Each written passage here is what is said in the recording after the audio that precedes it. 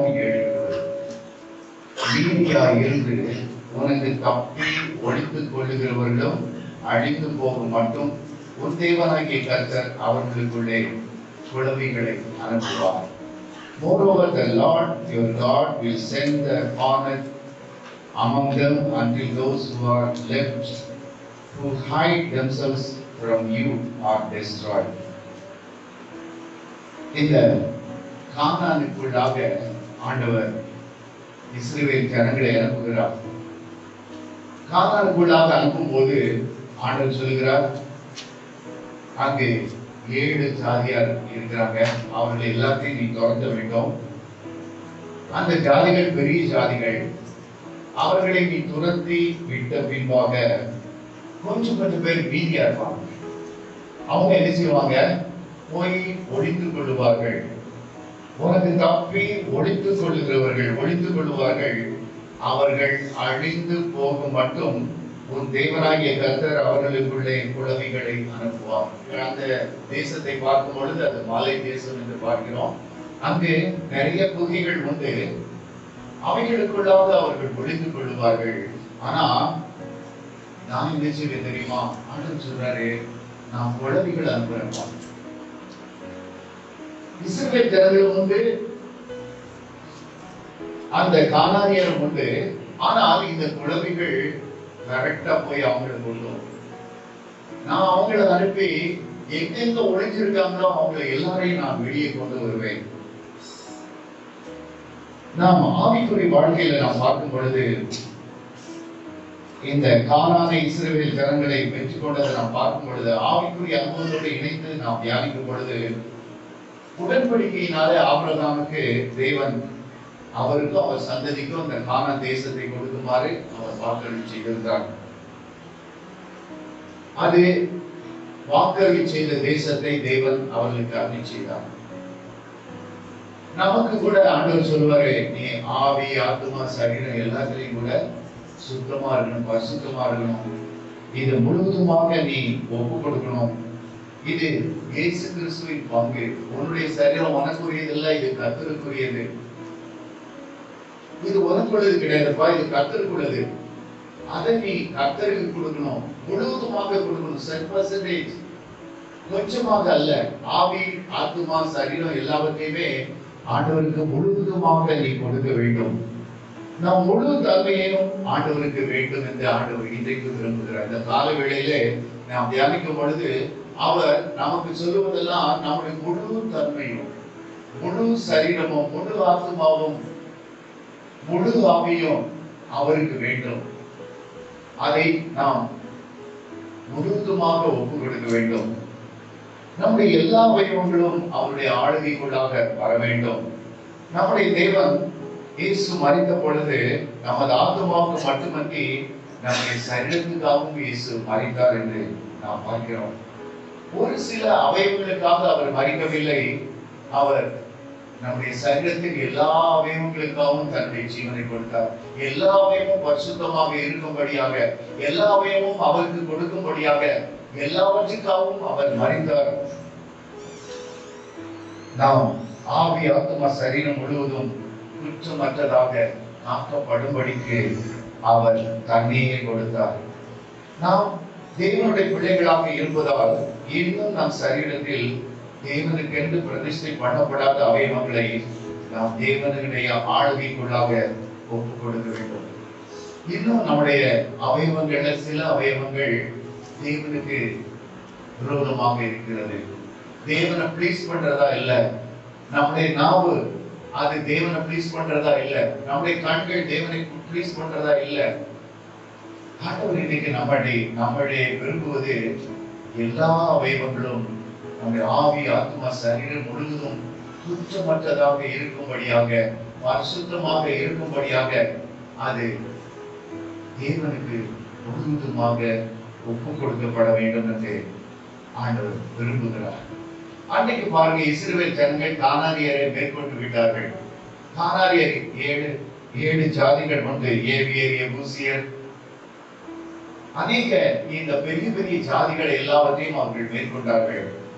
ஆனாலும் அதை அதை போலவே இயேசுவும் கூட நம் முழு சரீரத்தையும் ஆளுகை செய்ய வேண்டும் என்று விரும்புகிறார்.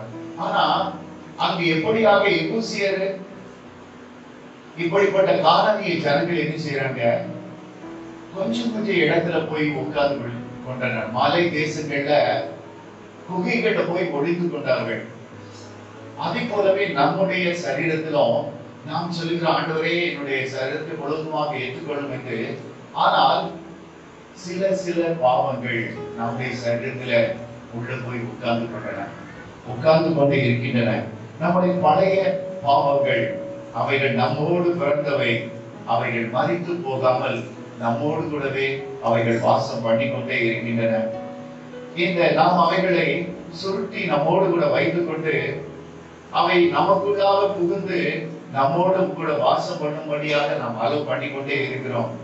எகிப்தியர் சொன்னாங்க, அந்த நாட்கள்ல இந்த தவளைகள் நம் அறைகளிலும் அடுப்புகளிலும் மாப்பிசைகளும் தொட்டிலும் ஏறி வந்திருக்கின்றன.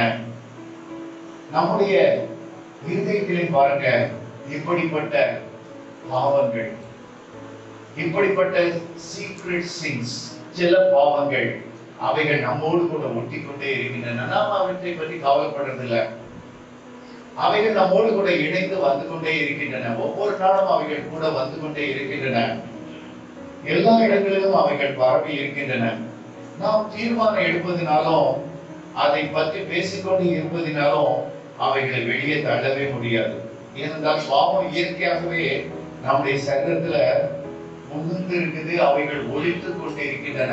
அங்கு இந்த கானானிய ஜனங்கள் அந்த மலை தேசத்துல ஒவ்வொரு குகைக்குள்ளே போய் ஒளிந்து கொண்டு இஸ்ரவேல் ஜனங்களுக்கு கண்களுக்கு படாமல் இருக்கின்ற, ஏனென்றால் பெரிய பெரிய மலைகள் அவைகளுக்குள்ளெல்லாம் இஸ்ரவேல் ஜனங்கள் வலை வீசி அவர்களை தேட வேண்டும். ஒவ்வொரு இடமாக சர்ச் பண்ணி அவர்களை வெளியே கொண்டு வர வேண்டும். நம்முடைய பாவங்களும் நம்முடைய சரீரத்துல நம்மையே அறியாமல் அநேக பாவங்கள் அங்கு ஒட்டி கொண்டு இருக்கின்றன.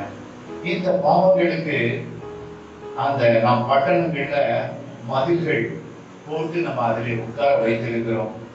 நம்ம அநேக விசுவாசிகள் நினைக்கிறோம், இந்த பாவத்தெல்லாம் நம்ம ஒழிக்கவே முடியாது. இது நம்ம வேலைக்கு இது வேணும், நம்ம பிசினஸ்க்கு வேணும், நம்ம வீட்டுக்கு இதுக்கு இருந்தா தான் லாயப்படும். என்னோட மனைவி பற்றி உங்களுக்கு தெரியாது பிரதர், அவட்ட இப்படிலாம் இருந்தா தான் இது சரியா வரும். என்னுடைய கணவனை பற்றி தெரியாது, என்னுடைய மகனை பற்றி உங்களுக்கு தெரியாது, அவங்களுக்கெல்லாம் இப்படிப்பட்டதெல்லாம் சொல்லிதான் நான் கரெக்டாக நடத்த முடியும். அதனால இவைகளெல்லாம் என்னோடு கூட வந்து கொண்டேதான் இருக்கும் என்று நீங்க சொல்லலாம். இந்த பாவங்கள் வாழட்டும், இது இல்லாம முடியாது என்று நீங்க நினைக்கலாம். அவைகளை ஒழிப்பது கடினம் என்று நீங்க நினைக்கலாம். அவைகளை வேரோடு எடுப்பது கடினம் என்று நீங்க நினைக்கலாம். ஆனா வேதம் சொல்லுகிறது, ஒருவன் கிறிஸ்துவுக்குள் இருந்தால் அவன் புது சிருஷ்டியா இருக்கிறான். பழையவைகள் ஒழிந்து போயின, எல்லாம் புதிதாயின. ஹல்லேலூயா. எல்லாமே புதிதாக மாறி போய்விட்டது. நம்முடைய வாழ்க்கையில நம்முடைய சுவாபங்கள் எல்லாமே மாறி போக கர்த்தர் நமக்கு உதவி செய்து கொண்டே இருக்கிறார். அதனால இந்த புது சிருஷ்டிக்கு அநேக உதவிகள் கிடைக்காது. ஏனென்றால் பிசாசு நம்ம எடுத்துக்கொண்டே இருப்பான், உலகம் எடுத்துக்கொண்டே இருக்கோம், சூழ்நிலை எடுத்துக்கொண்டே இருக்கோம், நாம் செய்கிற வேலைகள் எடுத்துக்கொண்டே இருக்கோம், உலகத்தின் பக்கமாக அவைகளை இழுத்துக்கொண்டிருக்கு நம்ம. ஆனா இந்த புதிய மனுஷனுக்கு உதவி செய்பவர் பரிசுத்தர் ஆவியானவர். புதிய மனுஷனுக்கு உதவி செய்பவர் இயேசு. இவர்கள் எல்லாம் நம்ம கூடவே வருவாங்க. நம்மை ஒவ்வொரு நாளும் மகனே இதை செய்யாத, மகனே நீ செய்கிற தப்பு, ஒவ்வொன்றையும் அவர்கள் கூறிக்கொண்டே இருப்பார்கள். ஆனாலும் இந்த பழைய மனுஷன் நம்ம கூடவே ஒட்டி கொண்டிருப்பான். அந்த மனிதன் சில காரியங்களை நமக்குள்ளாக ஒழிந்து கொண்டு இருந்து அவரை செயல்படுத்தி கொண்டே இருப்பதை நாம் பார்க்க முடியும். அதனாலதான் நாம் அடிக்கடி நம்மை வழிநடத்தினான்னு சொல்லுவாங்க. எபிரேயர் 12:1 let us lay aside every weight and the sin which doth so easily beset us. என்னன்னா நம்மை சில பாவம் ஒரே ஒரு பாவம் தான் அன்னை சொல்லுவாங்க. வேதத்திலே நாம் பார்க்கிறோம், பாவங்கள் என்று பார்க்கல, நம்மை சுற்றி நெருங்கி நிற்கிற பாவம். அந்த பாவத்தை நாம் ஐடென்டிஃபை பண்ண வேண்டும். இந்த பாவம் ஒழிந்து கொண்டே இருக்கும். ஒரே ஒரு பாவமா இருக்கும். ஒவ்வொரு சகோதரனுக்கும் ஒவ்வொரு விதமான பாவம். அது சிலர் இந்த பாவமே நினைக்காம அதை வைத்துக் கொண்டே இருப்போம். ஆனால் அந்த பாவம் என்ன செய்யும்னா நம்மை கீழே விழ தள்ளும்படியாக, ஏன்னா பிசட்டஸ் என்று பார்க்கும் பொழுது, அந்த மீனிங் பார்க்கும் பொழுது, to affect somebody something in a bad way. அது ஒரு பாவமா இருக்கலாம், ஆனா நம்மை அஃபெக்ட் பண்ணும், நம்மை கீழான வழிக்குள்ளாக கொண்டு செல்லும் பாவம். ஒரே ஒரு பாவம் தான். ஒவ்வொரு மனுஷனுக்கும் வித்தியாசமா இருக்கும். உங்களுக்குள்ளது எனக்கு இருக்காது, எனக்குள்ளது உங்களுக்கு இருக்காது. ஒவ்வொரு சகோதரிக்கும் அதே போல இருக்கும். அவர்களுக்கு அது நன்றாக தெரியும். அதனாலதான் வேதத்துல நாம் பார்க்க, நம்மை சுற்றி நெருங்கி நிற்கிற பாவத்தையும் தள்ளிவிட்டு. இந்த பாவம் என்ன செய்யுமா, நம்மை சுற்றி சுற்றி நெருங்கி நிற்கும், நமக்குள்ளாகவே ஒளிந்து கொள்ளும். இது நம்மை ஒவ்வொரு நாளும் பாவத்துக்குள்ளாக தள்ளும், ஆண்டவரை விட்டு தூர தள்ளும். இதிலிருந்து ஒருவேளை ஒவ்வொருத்தரும் விடுபட முடியாம அநேக விசுவாசிகள் நீங்கள் கஷ்டப்படலாம். இந்த பாவத்தையும் நாம் தள்ளிவிட்டு நாம் ஆண்டவர் பின்பாக ஓடி வர வேண்டும் என்று ஆண்டவர் இன்றைக்கு விரும்புகிறார். சாலமனுடைய வாழ்க்கையை பார்க்கும் பொழுது, Solomon beloved of the Lord, ஆண்டவருக்கு பிரியமான ஒரு குமாரனாக இருந்தான். நாம் 2 சாமுவேல் புத்தகம் 12:24 வேதம் சொல்கிறது, the Lord loved him. தேவன் அவனை அதிகமாக சிநேகித்தார். அவன் பிறந்து இருந்த நாட்களிலே பார்க்கும் பொழுது சாலமனை தேவன் அதிகமாக நேசித்தார். நாத்தான் தீர்க்கதரிசியை அனுப்புறாரு. இந்த பையன் எனக்கு ரொம்ப, ஏனென்றால் சில பிள்ளைகள் பிறக்கும் போதே தேவனுடைய தயவை கிருபையை பெற்றிருப்பார். அப்படியாக சாலமனும் அந்த நாட்களிலே தயை பெற்ற ஒரு மகனாக இருந்தான். beloved of the Lord. அப்போ நாத்தான் தீர்க்கதரிசி ஆண்டவர் அனுப்புறாரு, இப்போ என் பையன் எனக்கு beloved, அவனை இந்த பேர் வச்சு அடை என்று சொல்ற. சாலமன் என்று அப்பா பேர் வச்சாரு, ஆனா ஜெடிடியா என்று பெயர் வைக்கும்படியாக அங்கு நாத்தான் என்கிற தீர்க்கதரிசியை தாவீதின் வீட்டுக்குள்ளாக தேவன் தாமே அனுப்புகிறார். ஜெடிடியா என்றால் beloved of the Lord. இந்த பெயர் அவருக்கு அப்படியாக பெயர் வைக்கப்பட்டது. 1 ராஜாக்கள் புத்தகம் 3ஆம் அதிகாரம் 12-13 பார்க்கும் பொழுது, ராஜாவானவுடன் தேவனை அவன் தேடினான். தேவனிடத்துல ஞானத்தை கேட்டான். தேவன் அவனுக்கு கேட்காத ஐஸ்வர்யத்தை கொடுத்தாரு, மகிமையை கொடுத்தாரு, திரளாய் கொடுத்து ஆசீர்வதித்தார். முதல் நாட்கள் எல்லாம் அவன் தேவனுக்கு ரொம்ப பிரியமுள்ள மகனாக இருந்தான். விலவடாத்த லாடாவே உண்மையாகவே இருந்தான். ஆண்டவர் ரொம்ப பிரியப்பட்டாரு. அவனோடு கூட பேசினார். அவன் கேட்காத காரியத்தெல்லாம் எடுத்து கொடுத்தார். உனக்கு நீ ஞானத்தை கேட்டப்பா, நான் உனக்கு இந்த ராஜாக்கள் எல்லாரை காட்டிலும் ஐஸ்வர்யத்தை தாரேன், எல்லாரை காட்டிலும் மகிமையை தாரேன், கனத்தை தாரேன். உனக்கு நிகரா ஒருத்தரும் ஞானத்துல இருக்க முடியாது. ஆண்டவரா ஆசீர்வதிச்சார். தேவன் தமக்கு பிரியமான பிள்ளைகளை இப்படியாக ஆசீர்வதிப்பது உண்டு. ஆனா பார்க்கிறோம், இவனுக்கு எப்பவுமே சாப்பாட்டு மேல பிரியம் என்று நாம் வேதத்திலே பார்க்கிறோம். 1 ராஜாக்கள் புத்தகம் 4ஆம் அதிகாரம் 22-23 நீங்கள் வாசித்து பாருங்கள் பின்பாக. ஆனா நாம் பார்க்கும் பொழுது அவன் ஒரு நாள் ஒரு ஆடை சாப்பிட்டு விடுவான், ஒரு முழு ஆடை அவன் சாப்பிட்டு விடுவான். அப்படியாக அவன் பெருந்திண்டி காரணாக மாறி போய்விட்டான். சாப்பிட சாப்பிட சாப்பிட அவனுக்காக செலவு பாருங்க, பயங்கரமாக இருக்கு. நீங்க வீட்டில் போய் வாசித்து பாருங்கள். இப்படி சாப்பிட சாப்பிட அவன் பெருந்திண்டி என்றைக்குமே மாம்ச இச்சையை கொண்டு பண்ணும். மாம்ச இச்சையை கொண்டு பண்ணிச்சுட்டு அதற்கு பின்பாக கண்களின் இச்சை அவனுக்குள்ளாக வந்தது.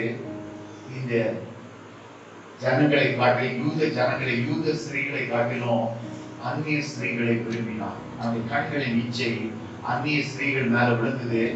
அவர்களை விரும்பினான். ஆண்டவர் முதல்ல சொல்லியிருந்தாரு, நமக்கு ஆண்டவர் மோசையின் காலத்துல சொல்லும் பொழுதே, கட்டளைகளை கொடுக்கும் பொழுதே, இந்த அந்நிய ஜாதியான ஸ்திரீகளை நீ எடுத்துக்கொள்ள வேண்டாம் என்று சொல்லியிருக்கிறார். எல்லாவற்றையும் அறிந்தவன் தான், எல்லாவற்றையும் படித்தவன் தான், ஞானவானாக இருந்தவன் தான். ஆனால் அந்நிய ஸ்திரீகளை முதல்ல கொண்டான். அது மட்டுமல்ல, அவன் நாட்கள் செல்ல செல்ல வயதாக ஆக என்ன செய்தார்கள் இந்த ஸ்திரீகள்? 1 ராஜாக்களின் புத்தகம் 11ஆம் அதிகாரம் 1 முதல் 8 வரைக்கும் நீங்கள் பின்பாக வாசித்து பாருங்கள். முழுவதுமாக சாலமனை ஆட்கொண்டார்கள். சாலமன் எவ்வளவாக தேவனுக்கு பிரியமாய் இருந்தாலும், தேவனுக்கென்று ஆலயத்தை கட்டும்படியாக அவனுடைய தகப்பன் கட்டளையிட்டிருந்தான். தேவன் அதை அங்கீகரித்தார். அதற்கு பின்பாக தேவனுக்கென்று ஒரு பெரிய ஆலயத்தை கட்டினான்.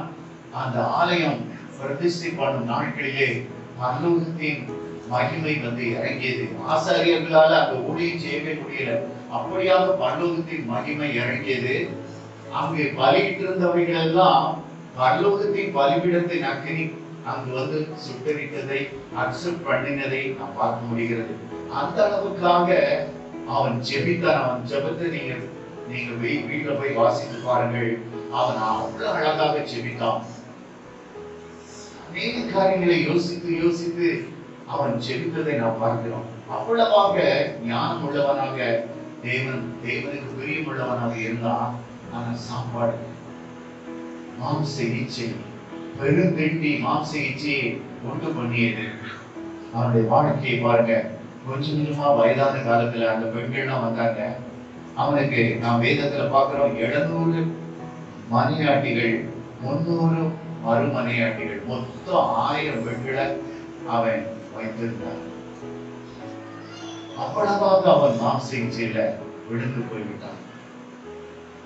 கடைசி நாட்கள்ல அவன் சொன்னாங்க, இவர்தான் தெய்வம் இல்ல, நாங்க வணங்குற ஆண்டவர், நாங்க வணங்குற இந்த விக்கிரங்கள் தான் தெய்வம். விக்கிரங்களை கொண்டு போய் எந்த இடத்துல மோரியா மலையில அங்கு ஆண்டவருக்கு ஆலை கட்டினானோ அதுக்கு ஏத்தாப்புல இருக்கிற ஒலிவ மலையில போய் விக்கிரங்களை வைத்து வணங்கினான். அவைகளை நமஸ்கரித்தான், அவைகளை சேவித்தான். அங்கு நான் பார்க்கிற தங்கள் தேவர்களுக்கு தூபம் காட்டி பலியிடுகிற அந்நிய ஜாதியரான தன் ஸ்திரீகள் எல்லாருக்காகவும் அவ்வாறாக செய்தான். அவனுக்கு இந்த சாப்பிடாம இருக்க முடியல, மாம்ச இச்சை இல்லாம இருக்க முடியல. அதனால தேவனை விட்டு பின்பாக சென்றான்.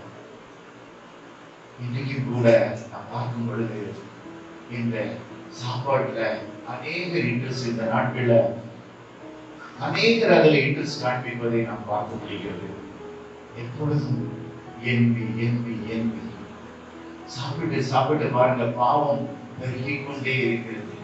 பாவத்தை கிளறி விடுகிற அநேக காரியங்கள், அநேக பொழுதுபோக்குகள் நாம் இருப்பதை நாம் பார்க்க முடிகிறது. அதனால மனிதன், ஏன் விசுவாசிகள் கூட அப்படியாக விழுந்து போவதை நாம் பார்க்க முடிகிறது. அதனால இந்த மாம்ச இச்சைகளை கொண்டு பண்ணுகிற இந்த பெருந்தீனியை நாம் விட்டு விலக வேண்டும். அதுக்கு பாருங்க, அவனால் அது கடைசி வரைக்கும் மேற்கொள்ளவே முடியல. கடைசியில அவன் பாதாளத்துக்குள்ளாக இறங்கினான். அது வரைக்கும் அவனால் அதை மேற்கொள்ளவே முடியல. அந்த ஒரே ஒரு சீக்ரெட் சின், அது சின் போல அவனுக்கு தெரியல. பின்பாக அதிலிருந்து அநேக பாவங்கள் உருவெடுத்தன.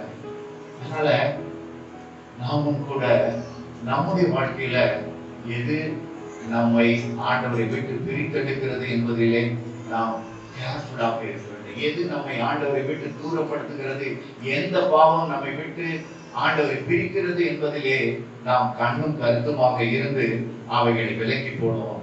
இன்னொரு ராஜாவை குறித்து நாம் பார்க்கும் பொழுது, அங்கே யோசபாத் என்கிற ராஜா தேவனுக்கு பிரியமா இருந்தவன் தான். ஆனா அவனிடத்துல ஒரு குறை காணப்படுது. என்னன்னா, ஆகாப்புடைய குடும்பத்தோடு ஐக்கியம் கொண்டிருந்த ஒரு மனிதனாக இருந்தான். தேவனுக்கு பிரியமானதை எல்லாம் செஞ்சா, ஆனா மற்றவர்களே மனிதர்களே பிளீஸ் பண்ணுகிற ஒரு பாவம். அங்க நான் பார்க்கிறோம் 1 ராஜாக்கள் புத்தகம் 22:4 ஆகாப்பு போய் இவர் கூப்பிடுறாரு, கீலேயாத்தில் உள்ள ராமோத்தின் மேல் யுத்தம் பண்ண என்னோடு கூட வருகிறீரான்னு அவர் கேட்கும் போது இவர் சொல்றாரு, நான் தான் நீ. யாரு? ஆகாப்பு பாகால வணங்கினவன், பாகாலுக்கே எல்லாவற்றையும் பலிகளை செலுத்தினவன், அவன் பாகாலின் தீர்க்கதரிசிகளை போஷித்தவன். அங்கு தோப்பு விக்கிரகத்தின் தீர்க்கதரிசிகள் இருந்தாங்க, அவர்களை போஷித்தவன். ஆனாலும் பாருங்கள், இங்கே நான் பார்க்கும் பொழுது நான் தான் நீ. யோசபாத் சொல்றாரு, யோசபாத் தேவனுக்கு பிரியமானவன். ஆனா ஆகாப்கிட்ட போய் பேசுறாரு, நான் தான் நீ, என்னுடைய ஜனங்கள் உன்னுடைய ஜனங்கள், என்னுடைய குதிரை எல்லாம் உன்னுடைய குதிரை தான். எவ்வளவாக இந்த உலகத்தின் காரியங்களுக்குள்ளாக ஐக்கியம் கொள்ள, அவர்களை ப்ளீஸ் பண்ண, பாகால வணங்கணும்னு போய் அவரை ப்ளீஸ் பண்ணி கொண்டு இருக்க. இப்படியாக யோசபாத்தின் வாழ்க்கை பாருங்க, ஆச்சரியமாக இருக்கிறது. அங்கு தேவனுக்கு பயப்படாத ஒரு மனுஷனை போய் இவன் ப்ளீஸ் பண்றான். யுத்தம் நடக்குது, இவர் கூட போயிட்டாரு, அவன் கூட போயிட்டாரு. யுத்தம் நடக்கும் போது அங்கு யோசபாத்தின் தலை தப்பியது. எதனால தெரியுமா? தேவனுடைய தயவினால அவனுடைய தலை தப்பியது. ஆகாப் அங்கு மரணத்தை சந்தித்தான். அப்போ 2 நாளாகமத்தின் புத்தகம் 19ஆம் அதிகாரம் 2-3 வசனங்கள்ல பாக்குறோம், தீர்க்கதரிசியாகிய யெகூ அங்கு சொல்றான், இவன் அந்த யுத்தத்தை நடத்திட்டு வரும்பொழுது, தோல்வி அடைந்து வரும்பொழுது யெகூ தீர்க்க தரிசனமாக சொல்லுகிறார், துன்மார்க்கருக்கு துணை நின்று கர்த்தரை பகைக்கிறவர்களை நீ சிநேகிக்கலாமா? துன்மார்க்கருக்கு துணை நின்று, இன்றைக்கு நாம் யார் வந்தாலும் சரி அவர்களை ப்ளீஸ் பண்ணுகிறோம், மனிதர்களை ப்ளீஸ் பண்ணி கொண்டே இருக்கிறோம். தேவனுக்கு விரோதமா இருந்தாலும் சரி, தேவனுக்கு விரோதமான ஆக்டிவிட்டிஸ் எல்லாம் இருந்தாலும் சரி, அவரை நாம் ப்ளீஸ் பண்ணி கொண்டே இருக்கிறோம். தேவனை உண்மையாய் பின்பற்றின யோசபாத் மற்றவர்களை ப்ளீஸ் பண்ண பாவத்துக்கு அடிமையாக இருந்தான். 2 நாளாகமத்தின் புத்தகம் 20ஆம் அதிகாரம் 35 ஒரு தடவை இவன் அனுபவப்பட்டான், தீர்க்கதரிசி வந்து சொல்லிட்டாரு. ஆனாலும் அந்த பாவம் அவனுக்குள்ளாக உறைந்து கொண்டே இருந்தது. 2 நாளாகமத்தின் புத்தகம் 20ஆம் அதிகாரம் 35ஆம் வசனத்தில் பார்க்கும்போது, பொல்லாப்பு செய்கிறவனாகிய அகசியா கூட என்கிற இஸ்ரவேலின் ராஜா கூட அவன் தோழமை கொண்டான் என்று பார்க்கிறான். அங்கே நான் பார்க்க அவன் கேப்ஷனை என்ன போட்டிருக்குன்னா, பொல்லாப்பு செய்கிறவனாகிய அகசியா. அவன் அவ்வளவு கீழ்த்தரமானவன், பொல்லாப்பு செய்கிறவன். அவனுக்கு பேர் அடமொழியே அப்படி இருக்குது. ஆனால் அவனோடு கூட யோசபாத் தோழமை கொண்டான் என்று வேதத்திலே பார்க்கிறோம். அவன் என்ன பண்ணாரு? தர்ஷீசுக்கு செல்ல கப்பல் செய்ய அவனோடு கூட கூடி கொண்டான். 2 பேரும் அக்ரிமெண்ட் போட்டுக்கிட்டாங்க, நம்ம 2 பேரும் கப்பல் செய்வோம்ப்பா, தர்ஷீசுக்கு கப்பலை இங்கிருந்து விடுவோம் என்று. ஆனா 37ஆம் வசனத்தில் பார்க்கிறோம், கப்பல்கள் உடைந்து போயிற்று. கப்பல்கள் உடைந்து போயிற்று. ஏன்னா இவன் அவனோடு கூட வைத்திருந்த ஐக்கியம் தேவனுக்கு பிரியமில்லை. அந்த பிசினஸ் பார்ட்னர்ஷிப் வந்து தேவனுக்கு பிரியமில்லாமல் போயிட்டு, அதனால வேதத்திலே நாம் பார்க்கிறோம், அந்த கப்பல்கள் எல்லாம் உடைந்து போயிட்டு. இன்னைக்கும் நாம் மனிதர்களை இப்படியாக நாம் பார்க்கும் பொழுது ஒவ்வொருவருக்கும் ஒவ்வொரு பாவம் உண்டு. இது பாவம்னு நம்ம நினைக்க மாட்டோம், ஆனால் நமக்குள்ளாக அது வாசம் பண்ணி கொண்டே இருந்தோம். கானானியருக்காக அதிக போர்கள் செய்தாங்க. சின்ன சின்ன போர்களா செய்து ஒவ்வொருவராக அவர்களை மேற்கொண்டார்கள். ஆனாலும் சில ஏவியர்கள், சில எபூசியர்கள், அங்கு ஓல்டு இன்ஹாபிட்டன்ஸ், அவர்கள் அங்கேயே நிலைத்து இருந்தவர்கள், அவர்கள் அதே இடத்துல தான் வாசம் பண்ணி கொண்டே இருந்தார்கள். அவர்கள் இன்னும் கோவில்கள்ல தான் ஒழித்துக் கொண்டிருக்கிறார்கள். அவர்களை வெளியே கொண்டு வருவது இந்த குழந்தைகள் என்று ஆண்டவர் சொல்கிறார். இந்த குழந்தைகள் நிச்சயமா அவர்களை தேடி கண்டுபிடித்து அவர்களை வெளியே கொண்டு வர வேண்டும். அவர்களை அதாவது கொட்டி கொன்று அழிக்க வேண்டும். இல்லாவிட்டால் அவைகளை கொற்றினோன்னு அவங்க வெளியே ஓடி வருவாங்க. வெளியே இருக்கிற இஸ்ரவேல் தேசத்தார் பட்டயத்தினாலே அவைகளை அழிப்பார்கள். நம்ம கூட பாவம் செய்ததுல நம்ம எல்லாவற்றையும் அறிக்கை செய்யவில்லை. சில பாவங்களை நாம் அறிக்கை செய்திருக்கலாம். நாம் பாவத்தை வெறுக்கலாம், ஆனால் அதை நம்மை விட்டு விரட்டி விட நமக்கு மனசு இல்லை. விழுந்த பாவத்திலேயே மனுஷன் விழுந்து கொண்டே இருக்கிறான். விழுந்த பாவம் எத்தனையோ வருஷங்கள் நம்ம விசுவாசிகளாக இருக்கிறோம். தேவனுக்கு பிரியமான காரியத்தை செய்கிறோம், ஊழியத்தை செய்கிறோம். ஆனா நமக்குள்ளாக இருக்கும் ஒரு சில பாவங்களை நம்மாலே இன்றைக்கு வரைக்கும் விடவே முடியவில்லை. அவைகளை விட வேண்டும் என்று விரும்புகிறோம், ஆனால் விட முடியவில்லை. ஆனா ஆண்டவர் இதற்காகத்தான் குழவிகளை அனுப்புகிறார். அவைகள் எங்கு ஒளித்திருந்தாலும் அவைகள் கொட்டி அந்த பாவங்களை வெளியே கொண்டு வரும். இந்த அவிசுவாசம் கூட ஒரு பாவம் தான். இந்த அவிசுவாசம் தேவன் வாக்கு பண்ணின வாக்குத்தத்தத்தை நாம் அடையாதபடி தடுக்கிறது. பெருமை இருக்குது, பொறாமை இருக்குது, கோபம் இருக்குது, கீழ்ப்படியாம இருக்குது. எல்லா பாவங்களும் ஒவ்வொருவருக்குள்ளும் ஒவ்வொரு பாவம் ஒழிந்து கொண்டே இருக்குது. 1 தீமோத்தேயு புத்தகம் 6:10 பார்க்கிறோம். மன ஆசை எல்லா தீமைக்கும் வேறானதாக இருக்கிறது. சிலருக்கு விக்கிரக ஆராதனை.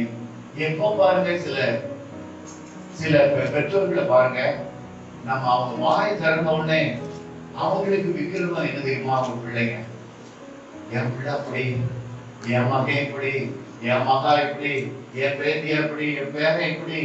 எப்பொழுது பார்த்தாலும் ஆண்டவரை துதிக்க வேண்டியவர்கள், ஆண்டவரை பற்றி புகழ்ந்து பேச வேண்டியவர்கள், ஆண்டவருடைய நாமத்தை மகிமைப்படுத்த வேண்டியவர்கள், ஆண்டவரை குறித்து அவர்கள் அதிகமாக சொல்ல வேண்டியவர்கள். ஆனால் எப்பொழுது பார்த்தாலும் என் பிள்ளை உங்களுக்கு தெரியுமா பிரதர், என் பேரத்தை பற்றி தெரியுமா, பேரனை பற்றி தெரியுமா, இப்படியாக விக்கிரகம் அவருடைய பிள்ளைகளாகவே மாறி போய்விட்டார்கள்.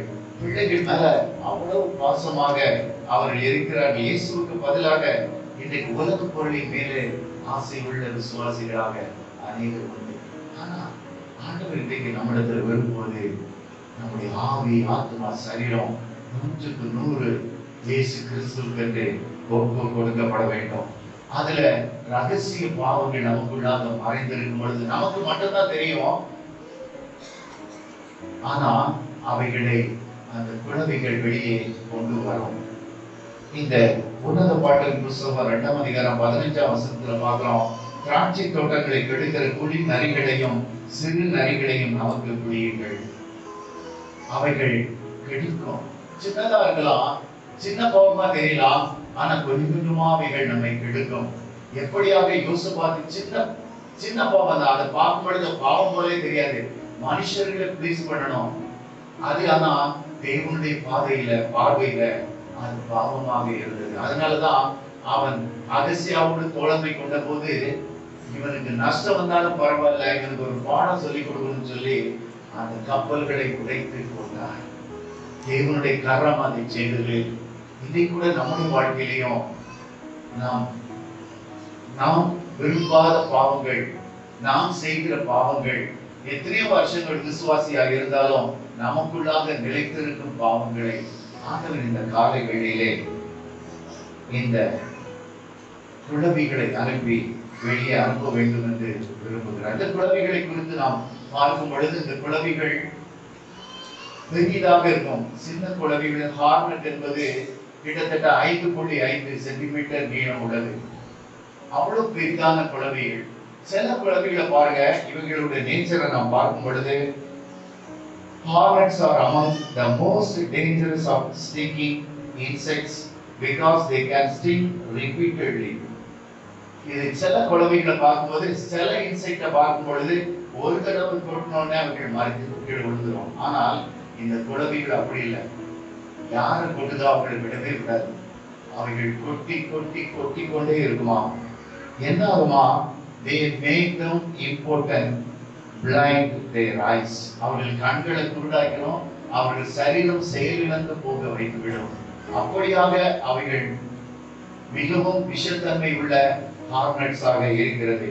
உபாகமம் 7:20 மறுபடியும் பார்க்கும்போது வீதியா இருந்து உனக்கு தப்பி ஒளித்துக் கொள்கிறவர்களும் அழிந்து போகும் மட்டும் உன் தேவனாகிய கர்த்தர் அவர்களுக்குள்ளே குளவிகளை அனுப்புவார். அவைகள் அழிந்து போகும் மட்டும். ஒருத்தன் கூட கானானியன் இஸ்ரவேல் தேசத்துல இருக்கக்கூடாது. அந்த தேசத்தை முழுவதுமாக இஸ்ரவேல் ஜனங்கள் சுதந்திரித்துக் கொண்டது போல நமக்குள்ளாகவும் ஒரு சின்ன பாவமும் இல்லாதபடிக்கு நாம் முழுவதுமாக பரிசுத்தம் உள்ளவர்களாக இருக்கும்படி தேவன் இன்றைக்கு இந்த வேளையிலே விரும்புகிறார். அதனால அந்த ஒழித்துக் கொண்டிருக்கிற பாவங்களை வெளியே கொண்டு வரும்படியாக அவர் குளவிகளை அனுப்புகிறார். குளவிகளை அனுப்புறோம். பாருங்க, போர் என்றாலே ஒரு பெரிய படம் வரும், எக்காலம் ஊதுவார்கள், அவர்கள் மார்ச் பண்ணி போவாங்க.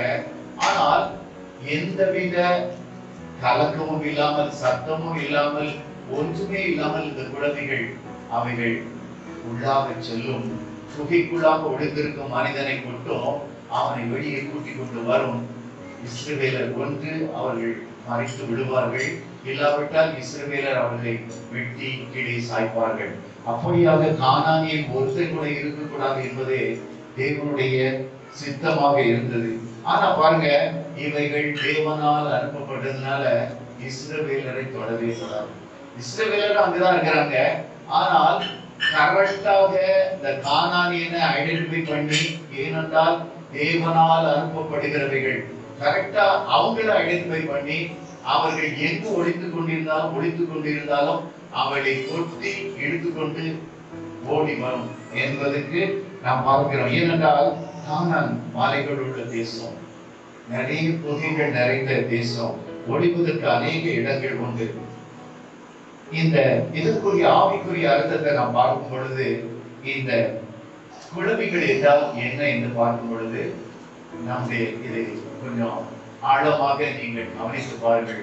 குழவிகள் என்றால் நம்முடைய வாழ்க்கையில அவைகள் நமக்குள்ளாக மறைந்திருக்கும் பாவங்களை வெளியே கொண்டு வருபவைகள். இந்த குழவிகள் என்றால் தேவன் நம்முடைய வாழ்வில் அனுப்பும் துன்பங்களே. ப்ராப்ளம்ஸ் வருது என்று சொல்லுவோமே, இந்த ப்ராப்ளம்ஸ் எல்லாம் ஆண்டவர் அனுப்புகிற ஹார்னட்ஸ், இந்த குழவிகள்.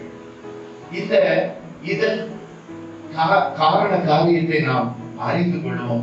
புலப்பலி புஸ்தகம் 3ஆம் அதிகாரம் 37-38 பார்க்கும் பொழுது, ஆண்டவர் கட்டளையிடாது இருக்க காரியம் சம்பவிக்கும் என்று சொல்லுகிறவன் யார்? உன்னதமானவருடைய வாயிலிருந்து தீமையும் நன்மையும் புறப்படுகிறது இல்லையோ? நம்முடைய வாழ்க்கையில கூட துன்பம் வரும். இன்பம் வரும்போது பிரைஸ் பண்ணுவோம், துன்பம் வரும் பொழுது சோர்ந்து போய்விடுவோம். ஆனா இந்த துன்பம் எல்லாம் தேவன் அனுப்புகிற, நமக்குள்ளாக நம்மை பரிசுத்தப்படுத்தும்படியாக அனுப்புகிற குழந்தைகள். ஒவ்வொருடைய வாழ்க்கையிலும் சில குழந்தைகள் இருந்து கொண்டே இருக்கும். சிலருக்கு பாருங்க, உங்க பையன் ஒருவேளை ஒரு குழந்தையா இருப்பாங்க, கொட்டிக்கொண்டே இருப்பான். சிலருக்கு மனைவி குழந்தையாக இருப்பாள், கொட்டிக்கொண்டே இருப்பான். சிலருக்கு கணவன் குழந்தையாக இருப்பான், கொட்டிக்கொண்டே இருப்பான். சிலருக்கு சகோதரன், சிலருக்கு சகோதரி, நெருங்கிய நண்பர், இவர்கள் எல்லாம் குழந்தையாக இருந்து கொட்டிக்கொண்டே இருப்பார்கள். இவர்கள் நீங்கள் தினமும் தூக்கி சுமக்கும் சிலுவையாக உங்களுடைய வாழ்க்கையில இருந்து கொண்டே இருப்பார்கள். இந்த குழந்தைகள் நீங்க நினைக்கலாம், நம்ம பெட் சேம்பருக்கு போய் நம்ம அங்க நிம்மதியா இருக்கலாம், கொஞ்ச நேரம் நம்ம ரெஸ்ட் எடுக்கலாம் நினைச்சீங்கன்னா, அங்கு கூட இவைகள் வந்து ரீங்காரம் விட்டு கொண்டே இருக்கும். அங்க வந்து கூட நம்ம கொட்டோம். அங்கே ஆறுதல் கிடைக்கும் எங்க நீங்க ஓடுறீங்களோ அங்கேயும் வந்து அவைகள் கொட்டும். சில வேலைகள்ல உன்னுடைய வேலையில் இப்படிப்பட்ட குழந்தைகள் வரும். சில வேலைகள்ல உன்னுடைய பிசினஸ்ல இப்படிப்பட்ட குழந்தைகள் வரும். எதிலையும் நம்ம பிராஸ்பர் ஆக முடியாதபடிக்கு இந்த குழந்தைகள் நம்மை தடுத்து கொண்டே இருக்கும். இதுவரைக்கும் நீ நம்பினவர்கள் அந்த நாட்களிலே உன்னை கைவிடுவார்கள். ஆனா அதுதான் எண்டல்ல. சிலருக்கு உடல்ல விலகினம் வரும், உபாதைகள் வரும்.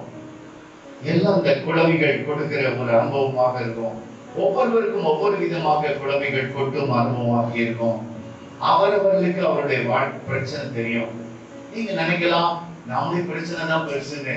பக்கத்துல இன்னொருத்த போய் நீங்க பாத்தீங்கன்னா அந்த பிரச்சனை அதை விட பெருசாக இருக்கும். இப்படியாக ஆண்டவர் இந்த குழந்தைகளை நம்முடைய வாழ்க்கையிலே அனுப்பி கொண்டே இருக்கிறார். ஆனா இருதயத்தின் கசப்பு இருதயத்துக்கே தெரியும். ஒவ்வொரு மனுஷனுக்கும் காலில் கடிக்கும் செருப்பு ஒன்று இருந்து கொண்டே இருக்கும். ஒவ்வொரு நாளும் அது கடிந்து கொண்டே இருக்கும். இது என்னடா நமக்கு இந்த குழந்தைகள்லாம் கொட்டுது என்று நினைக்கலாம். பிரச்சனைகள் வருதுன்னு நினைக்கலாம். துன்பங்கள் நமக்கு நெருக்கமாக வந்து கொண்டே இருக்கிற ஒன்று முடிஞ்சுதானா அடுத்தது வருது என்று நினைத்துக் கொண்டிருக்கலாம்.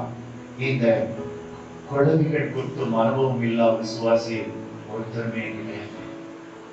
ஒருத்தருமே இல்லை. சிலருக்கு அலுவலகத்தில் பிரச்சனை, சிலருக்கு ஸ்கூல்ல பிரச்சனை. பிரச்சனைகள் எதற்காக வருகின்றன என்றால், எதற்காக அன்றைக்கு தேவன் குழந்தைகளை அனுமதித்தாரோ, எதற்காக அனுப்பினாரோ, அதை போல இன்றைக்கும் நமக்குள்ளாக மறைந்திருக்கும் காணாரியர்களாகிய ரகசிய பாவங்களை நம்மை விட்டு விரட்டவே இந்த பிரச்சனைகளை கர்த்தர் நமக்குள்ளாக அனுமதிக்கிறார். நமக்குள்ளாக காணானியராகிய ரகசிய பாவங்கள் ஒட்டி கொண்டே இருக்குது. அவைகள் அந்த நமக்குள்ளாக இருக்கும் அந்த குகைகள்ல போய் அடைந்து கொண்டே இருக்கின்றன. இந்த பாவத்திலிருந்து விடுதலை பெற முடியாம நாம் தவிக்கும் பொழுது கர்த்தர் தாமே பிரச்சனையாகிய குழந்தைகளை அனுப்புகிறார். அவைகள் நமக்குள்ளாக சென்று அந்த பாவங்களை நாம் மேற்கொள்ளும்படியாக கர்த்தர் உதவி செய்கிறது. இன்னைக்கு இந்த குழந்தைகள் இல்லாவிட்டால் இந்த குழந்தைகள் தான் என்ன செய்து நாம் பிரச்சனைன்னு வந்தோடனே தேவனுடைய சமூகத்துக்குள்ளாக ஓடி வரோம். தேவனுடைய சமூகத்துக்குள்ளாக ஓடி வருகிறோம். பிரச்சனைன்னு அவருடைய சமூகத்துல நாம் ஜெபிக்கிறோம், அவருடைய சமூகத்துல காத்து இருக்கிறோம். ஆனா பிரச்சனை இல்லைன்னு வச்சுக்கோங்களேன், கொஞ்ச நேரம் நம்ம நியூஸ் பார்ப்போம், டிவியை பார்ப்போம், இல்லாவிட்டால் பேஸ்புக்கை பாருங்க, இல்லாவிட்டால் ஏதாவது ஒண்ணு பார்த்துட்டு எப்பா ஆண்டவர் நிம்மதியான தூக்கத்தை தரான்னு நாம் தூங்கி போய் விடுவோம். ஆனால் பிரச்சனை இருக்கிறதுனாலதான் நாம் என்ன செய்கிறோம், தேவனுடைய சமூகத்தை அதிகமாக நாடுகிறோம். இந்த பிரச்சனை இல்லைன்னா நம்ம ஜெபிக்கவே மாட்டோம். நாம் நினைக்கலாம், இந்த குழந்தையின் கொட்டுதலில் இருந்து தப்பிக்கணும்னா ஆண்டவரே உங்களுடைய சமூகம் மட்டும்தான் எனக்கு. இன்னைக்கு இந்த குழந்தைகள் இந்த பிரச்சனைகள் என்ன செய்கின்றன, நம்மை தேவனை நோக்கி திருப்புகின்றன. பிரச்சனைகள் இல்லைன்னு வச்சுக்கோங்களேன், நீங்க தேவன் பக்கமே போக மாட்டீங்க. நன்றா ஒவ்வொரு நாளும் திருப்தியாக சாப்பிட்டு விட்டு நன்றாக என்டர்டைன்மெண்ட் எல்லாவற்றையும் முடித்து விட்டு நாம் தூங்க சென்று விடுவோம். பிரச்சனைகள் ஒவ்வொரு மனிதனையும் நெருக்கும் பொழுது தேவனை நோக்கி அவைகள் செயல்படுத்துகின்றன. தேவனை நோக்கி முழங்கால் படிக்கிட வைக்கின்றன. நாம் தேவனுடைய பிள்ளையாக அநேக வேளையில் ஆண்டவர் நம்மை வைத்திருக்கிறார். ஜெபிக்கிறோம், எல்லாம் பண்றோம். கொஞ்ச நேரம் அவைகளை முடித்து விட்டு நாம் கடந்து செல்கிறோம். ஆனால் பிரச்சனை என்று ஒரு மனிதனுக்கு வரும்பொழுது, ஒரு சகோதரிக்கு வரும்பொழுது இரவும் ஜெபிப்பாள், பகலும் ஜெபிப்பாள். எப்பொழுதும் அந்த மனசுல அந்த பிரச்சனை இருந்து கொண்டே இருக்கும் பொழுது ஜெபித்துக் கொண்டே இருப்போம். நாம் தேவனுடைய சமூகத்தை நாடும்படிக்கு இந்த பிரச்சனைகள் தேவனை நோக்கி நம்மை உந்தி தள்ளி கொண்டே இருக்கின்றன. அதனால வேதத்தை தான் நாம் அப்போதான் வாசிப்போம். அது வரைக்கும் ஏதோ கடமைக்கு ஒரு அதிகாரத்தை வாசித்து விட்டு படுத்து விடுவோம். ஆனால் என்றைக்கு பிரச்சனைகள் தலை தூக்குகின்றனவோ அப்போ நம்ம வேதத்தை வாசிப்போம். ஒரு ஆறுதலான வார்த்தையோடு கூட என்ன பேசுறாரு பாருங்க. சிலர் சொல்லுவாங்க, இந்த வசனத்தின் மூலமாக பேசினார், இந்த வசனத்தின் மூலமாக ஆண்டவர் பேசினார், அவைகள் எனக்கு ஆறுதல் அளித்தது. வேதத்தை அதிகமாக நேசிப்பது நாம் பிரச்சனைகளோடு கூட இருக்கும் பொழுது. அதனால தேவனை அதிகமாக நாம் தேடுவோம். அது மட்டுமல்ல, நம்முடைய பெருமை எல்லாம் தாழ்மையாக மாறிவிடும். நம்முடைய பெருமை எல்லாம் நாம் எதை பெருமை நினைக்கிறோமோ அதையெல்லாம் தாழ்மையாக ஆண்டவர் மாற்றி போட்டு விடுவார். நம்முடைய இன்னர் எல்லா உள்ளான சுவாபங்களையும் தேவன் இந்த குழந்தைகள் மூலமாக நம்முடைய வாழ்க்கையிலிருந்து தூக்கி எறிந்து விடுவார். என்னுடைய வாழ்க்கையில் கூட நான் முதல்ல அநேகமாக, அதாவது நல்ல வேலை தெரிந்தவர்கள் நான் போய் அமர்ந்து அவர்களோடு கூட வேலை பார்த்தேன். ஆனால் அநேக காரியங்களை நான் கற்றுக்கொண்டேன். அது மட்டுமல்ல, அந்த நாட்களில் புக்ஸ் நிறைய ஜியோஸ் எல்லாம் மனப்படமாக சொல்லுவேன். இந்த ஜியோ, இந்த நம்பரு, அதுவும் எனக்கு ரொம்ப பிடிக்கிறது பே பிக்சேஷன் என்று சொல்வார்கள். எப்படிப்பட்ட பே பிக்சேஷனையும் இடத்துல கொண்டு வருவார்கள். அதுல எனக்கு ஒரு பெரிய பெருமையாக இருக்கும். நான் எப்படிப்பட்ட பே பிக்சேஷனை போன்ற அளவுக்கு கர்த்தர் எனக்கு ஞானத்தை கொடுத்திருந்தார். ஆனா சில வேலைகளை பாருங்க, சில பெரிய ஆபீசர்ஸ் கூட, சில பெரிய பெரிய ஆட்கள், இன்ஸ்பெக்டர்ஸ் எழுதுனதெல்லாம் கூட என்னிடத்திலே கொடுப்பார்கள், நீ இதை வெரிஃபை பண்ணி அனுப்புப்பா என்று. அப்படியாக ஒரு சப்ஜெக்ட்ல நான் சிறந்து விளங்கினேன். எனக்குள்ளாக ஒரு பெருமை. நம்ம ஏனென்றால் நான் எங்க ஆபீஸ்ல மட்டும் இல்ல, நான் வேலை பார்த்து ஆடிட் பண்ண நிறுவனங்களில் இருந்து வருவார்கள். இது எப்படி சார் பண்றது, இதை எப்படி செய்வது, இதை எப்படி பிக்ஸ் பண்ணுவது, அநேக காரியங்களை நான் புக்ஸ் நிறைய வச்சிருந்தேன். அதெல்லாம் ரெஃபர் பண்ணி சொல்லி அவர்களை திருப்பி அனுப்புவேன். அதுல ஒரு பெரிய பெருமை. ஆனால் பாருங்கள், சில நாட்கள் கழித்து எனக்கு ஒரு இன்ஸ்பெக்டர், சூப்பரண்ட் போல அவன் வந்தான். அவனை எல்லாருமே சொல்லுவாங்க சாடிஸ்ட் என்று சொல்வார்கள். அவன் எதையுமே பாசிட்டிவாவே எடுக்க மாட்டான். அவன் வந்தான் பாருங்க, ஒவ்வொரு நாளும் இது என்னங்க வேலை பாக்குறீங்க, ஒரு குட்டு குட்டுவான். அவன் தான் குழந்தைகள், நமக்கு கொடுக்கப்படும் குழந்தைகள். இன்னொரு வேலையை நான் பார்த்துக்கிட்டு இருக்கும்போது இந்த வேலையை ஏன் செய்யலன்னு சொல்லுவான். ஒவ்வொரு நாளும் குட்டி கொண்டே இருப்பான். பாருங்க, நம்முடைய பெருமைகள் எல்லாம், என்னுடைய பெருமை எல்லாம் அற்று போகும்படியாக கர்த்தர் அந்த நாட்களிலே அந்த குட்டும் பொழுது நமக்கு கஷ்டமா இருக்கும். எல்லாரும் பிரைஸ் பண்ணும்போது சந்தோஷமா இருக்கும், குட்டும் பொழுது கஷ்டமா இருக்கும். ஆனால் இந்த குட்டுதல் என்ன செய்யும்னா நம்மை மோல்டு பண்ணும். பெருமையை நம்மிடத்திலிருந்து அற்று போக பண்ணும், பெருமையை நம்மிடத்திலிருந்து எடுத்து போக பண்ணும். ஆனா இந்த குட்டி குட்டி குட்டி நம்முடைய பெருமையை நம்மிடத்திலிருந்து இறக்கி தள்ளிவிடும். ஒருவேளை உனக்கு கோபம் இருக்கலாம், கோப வார்த்தைகள் ஒவ்வொரு நாளும் நீ வீட்டுல பேசிக்கொண்டே இருக்கலாம். ஆனா இந்த கோபம் உனக்குள்ளாக பிரச்சனைகள் வரும் பொழுது இந்த கோபம் உன்னை சாந்தமானாக மாற்றி போட்டுவிடும். மோசேயை பாருங்க, மோசே வாழ்க்கையில அவர் முதல்ல அந்த எகிப்தியனை பார்த்தாரு. ரெண்டு பேரும் அங்கு அந்த எகிப்தியன் என்ன செய்தான், அவனை இல்ட்ரீட் பண்ணான் இஸ்ரவேலனை. அதனால கோபம் உண்டு என்ன செய்தாரு, அவர் அதோனாய் என்று சொன்னாராம். அப்படியாக கீழே விழுந்து மறைத்து போய்விட்டார். ஒரு கோபத்தின் பாத்திரமாக தான் இருந்தார். ஆனா 40 வருடம் வனாந்தரத்தின் வாழ்க்கை, ஒன்றுமே கிடையாத ஒரு வாழ்க்கை அந்த மனிதனை சாந்த குணமுள்ளவனாக மாற்றியது. சாந்த குணமுள்ளவனாக மாற்றியது. பூமியில இவனை போல சாந்த குணம் உள்ளவன் ஒருத்தருமே இல்லை என்று வேதம் அவரை குறித்து சாட்சி சொல்லுகிறது. அவ்வளவாக பிரச்சனை மேல பிரச்சனைகள், பிரச்சனை மேல பிரச்சனைகள், எல்லாவற்றிலும் தோல்விகள், வாழ்க்கையில தோல்விகளை போன்ற ஒரு வாழ்க்கை அவரை சாந்த குணமுள்ளவராகவே மாற்றிவிட்டது. எது சொன்னாலும் பாருங்க. அதனாலதான் இஸ்ரவேல் ஜனங்கள் அவங்க எவ்வளவாக அவர்கள் போராடினார்கள், கல்லெறிய முற்பட்டார்கள். ஆண்டவர் கூட சொல்லுவாரு, நீ இவர்களை விட்டு விலகு, நான் ஒரே நிமிஷத்துல ஒண்ணு மாத்துறது இந்த ஜனங்களே.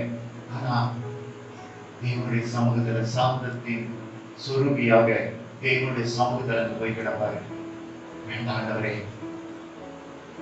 வேண்டாண்டவரே, ஏனென்றால் 40 வருட வனாந்தர அனுபவங்கள் நம்முடைய வாழ்க்கையில் கூட நீங்க நினைக்கலாம், வனாந்தரமாவே என் வாழ்க்கை மாறி போச்சு ஆண்டவரே, கசப்பாவே என் வாழ்க்கையை மாறி போயிட்டது, கண்ணீராகவே என் வாழ்க்கை மாறி போயிட்டேன். எப்பொழுது ஒருவேளை அது கசப்பாக தோன்றலாம். ஆனால் உங்களை மோன்று பண்ணுவதற்காக தேவன் அனுபவித்த குழந்தைகளாக இவைகள் இருக்கக்கூடும். அதனால நம்முடைய வாழ்க்கையில அநேக பெருமைகள், கோபங்கள், இன்னும் கோபத்தின் வார்த்தைகள், சண்டைகள், கலவரங்கள் எல்லாவற்றையும் மாற்றி போடுவது நம்மிடத்துக்குள்ளாக இருக்கிற இந்த குழந்தைகள். இவைகள் கொட்டி கொட்டி கொட்டி எல்லா ரகசியம் நம்முடைய பாவங்களையும் அகங்காரங்களையும் இன்னும் கோபங்களையும் நம்மை விட்டு வெளியே எடுத்து போட்டுவிடும். மாம்சத்தின் எல்லா கிரியைகளையும் அவைகள் வெளியே கொண்டு வந்துவிடும். It is a blessing. ஆனா it is a painful blessing. It is a blessing. ஆனா it is a painful blessing. அது ஆசீர்வாதம் தான், ஆனால் வேதனைகளை கொடுக்கக்கூடிய ஆசீர்வாதம். இன்னைக்கும் யோசித்து பாருங்க, அவனுடைய வாழ்க்கை எவ்வளவாக 13 வருடங்கள் கசப்பின் அனுபவங்கள். ஆனால் பெருமையோடு இருந்த யோசேப்பு, பலவர்ண அங்கியை பெருமையோடு அணிந்து வந்த யோசேப்பு, தன்னுடைய தகப்பனுக்கு ரொம்ப க்ளோஸ் மற்றவர்களுக்கு காண்பிக்க விரும்பிய யோசேப்பு 13 வருடங்களும் அடித்து பொறுக்கப்பட்டார். வாழ்க்கை மாறியது. பின்பாக ஆண்டவர் உயர்த்தும் போது பாருங்க, அவனுக்குள்ளாக சாந்த குணம் இருந்தது, அவனுக்குள்ளாக அன்பு இருந்தது, அவனுக்குள்ளாக தேவன் விரும்பும் பாத்திரமாக அவன் மாறினான். எகிப்துக்கு அதிபதியாக மாறியிருக்கிற அளவுக்கு தேவன் அவனை உன்னதமாக உயர்த்தினார். இன்னைக்கு நம்முடைய வாழ்க்கையில அநேக கசப்புகள், அனுபவங்கள். ஆண்டவரே, எனக்கு மட்டும் ஏன் இவ்வளவு பிரச்சனை? எனக்கு மட்டும் ஏன் ஆண்டவரே நான் கசப்புல கடந்து போகிறேன்? எனக்கு மட்டும் ஒரு பிரச்சனை விட்டோன்னு அடுத்தது ஏன் ஆண்டவரை வருகிறது? குழந்தைகள் நமக்குள்ளாக கடந்து வருகின்றன. நம்முடைய ஒவ்வொரு பாவத்தையும், ஒவ்வொரு சின்ன சின்ன பாவங்களையும் அவைகள் கொட்டி கொட்டி வெளியே கொண்டு வருகின்றன. நாம் கானானியரே இல்லாத இஸ்ரவேல் தேசமாக மாற வேண்டும். இயேசு தேவன் மட்டுமே வாசம் பண்ணும் தேசமாக மாற வேண்டும். இயேசு மட்டுமே 100க்கு 100 நம்முடைய சரீரத்திலே வாசம் பண்ண வேண்டும்.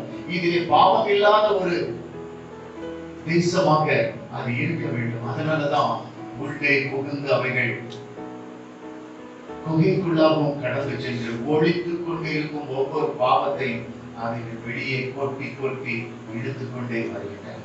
நம்முடைய வாழ்க்கையில் அநேக கசப்புகள் உண்டு. ஆனால் நாம் இது நிமித்தமாக பொறுமையை கற்றுக்கொள்கிறோம். இந்த குழம்பு இல்லாட்டா நம்ம என்ன சொல்ல தெரியுமா? பரிசேயனை போல நம்ம சொல்றோம், ஆண்டவரே நான் உபவாசிக்கிறேன், ஆண்டவரே இவனை போல அல்ல, இவனை போல அல்ல.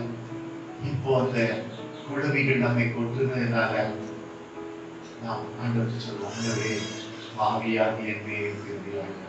இன்னைக்கு நம்ம முழங்கால் போடுறது எதனால தெரியுமா? நம்ம முழங்கால் போட்டே வளர்ந்த சந்ததியா நம்ம பழைய காலங்களில் இருந்து வந்திருக்க மாட்டோம். ஆனா இந்த பிரச்சனைகள் தான் நம்மளை முழங்கால் போட வைத்திருக்கின்றன, தேவனோடு நடக்க வைத்திருக்கின்றன, தேவனோடு உறவாட ஒரு அனுபவத்தை நம்ம பெற்றிருக்கிறோம் என்றால் இந்த குழந்தைகள் நம்மை தேவனுக்கு நேராக வழி நடத்தி கொண்டே வந்திருக்கின்றன. அதனால பிரச்சனைகளை குறித்து நீங்க கலங்க வேண்டாம், இந்த குழந்தைகளை குறித்து கலங்க வேண்டாம். இவைகளை அனுப்பியது தேவாதி தேவன். நம்முடைய இருதயத்திலே, நம்முடைய சரீரத்திலே வாசம் பண்ணும் ஒவ்வொரு மாம்சத்தின் சிந்தைகளையும் எல்லாவற்றையும் எடுத்து போட, மாம்சத்தின் கிரியைகளை வெளியே கொண்டு வர இந்த குழந்தைகள் நமக்கு உதவி செய்கின்றன. யாக்கோபு 1ஆம் அதிகாரம் 2-3 வசனத்தை நீங்கள் பார்க்கும் பொழுது, நீங்கள் பலவிதமான சோதனைகளில் அகப்படும் போது உங்கள் விசுவாசத்தின் வளர்ச்சியானது பொறுமையை உண்டாக்கும் என்று அறிந்து அதை மிகுந்த சந்தோஷமாக எண்ணுங்கள். நமக்கு பொறுமையே இருக்காது, எல்லாத்திலையும் தடதடதான் நிற்போம், எல்லாத்திலையும் வேகமாக முந்திரி கொட்டையாக நிற்போம். ஆனா இந்த உத்தரவுகள் வரும்பொழுது, ஆண்டவருடைய சமூகத்திலே நாம் உட்காரும் பொழுது பொறுமையை நாம் கற்றுக்கொள்கிறோம். நம்ம காத்திருப்பதெல்லாம் கஷ்டமா இருக்கும். ஆனா பிரச்சனையின் ஊடாக கடந்து சென்று தேவனுடைய சமூகத்துல காத்திருக்கும் பொழுது பொறுமையை அதிகமாக நாம் அடைந்து விடுகிறோம். இந்த எபிரேயர் 12ஆம் அதிகாரம் 11ஆம் வசனத்தை நீங்க எடுத்தவங்க நீங்க வாசிக்கலாம். எபிரேயர் தற்காலத்தில் சந்தோஷமாய் காணாமல் துக்கமாய் காணும். ஆயினும் பிற்காலத்தில் அதில் பழகினவர்களுக்கு அது நீதியாகிய சமாதான பலனை தரும். பாருங்க, நீங்க வேதத்திலே நாம் தெளிவாக பார்க்கிறோம், எந்த சிக்ஷையும் தற்காலத்திலே சந்தோஷமாய் காணாமல் துக்கமாய் காணும். இது ஆங்கில வேதாந்தத்தில் நீங்க பின்னால வீட்டில் சென்று வாசித்து பாருங்கள், ஆச்சரியமாக இருக்கும். No trials for the present seems to be joyous but grievous. நமக்கு சந்தோஷத்தை கொடுக்காதே, சிக்ஷைகள் சந்தோஷத்தை கொடுக்காது, அவைகள் துக்கமாகவே நம்ம ஆண்டவர் என்னையா சோதிக்கிறாரு, ஆண்டவர் என்னையா இந்த சோதனைக்குள்ள நடத்துறாரு. இந்த என்னுடைய குடும்பத்துல 5 பேர் இருக்காங்க, இந்த 5 பேர்ல நான் மட்டும்தான் ஆண்டவரை ஏற்றுக்கொண்டவன், ஆனா எனக்கு மட்டும்தான் எனக்கு மட்டும்தான் கஷ்டங்கள், எனக்கு மட்டும்தான் அவ்வளவு பிரச்சனைகள், பிரச்சனைகள் மேல பிரச்சனைகள் மேல பிரச்சனைகள் வந்து கொண்டே இருக்கின்றன. மற்றவங்க எல்லாம் பாருங்க சந்தோஷமா இருக்காங்க, ஆண்டவர் என்னை மட்டும் இப்படி வச்சிருக்காரு. ஆனா வேதம் சொல்கிறது, எந்த சிக்ஷையும் தற்காலத்துல சந்தோஷமாய் காணாமல் துக்கமாய் காணும், ஆனாலும் ஆகிலும் பிற்காலத்தில் அதில் பழகினவர்களுக்கு அது நீதியாகிய சமாதான பலனை தரும். அல்லேலூயா. என்னன்னா இதுல பழகிட்டே இருந்தீங்கன்னு வச்சுடுங்களேன், சரி ஆண்டவர் ஏதோ நமக்கு கொடுக்கிறதுக்காக தான் அந்த பிரச்சனையை அலோவ் பண்ணிருக்காரு. ஏனென்றால் தேவன் அனுமதிக்காத பிரச்சனைகள் நம்ம வாழ்க்கையில வராது. நம்மளா போய் பாவம் செய்து விடுறது அந்த பிரச்சனை வேற. ஆனால் இந்த ட்ரையல்ஸ் என்பது தேவனே நம்முடைய வாழ்க்கையில, விசுவாசிகளின் வாழ்க்கையில அலோவ் பண்ணுகிற சில காரியங்கள். அதை நாம் பழகும் பொழுது பிற்காலத்தில் அதை பழகினவர்களுக்கு அது நீதியாகிய சமாதான பலனை தரும்.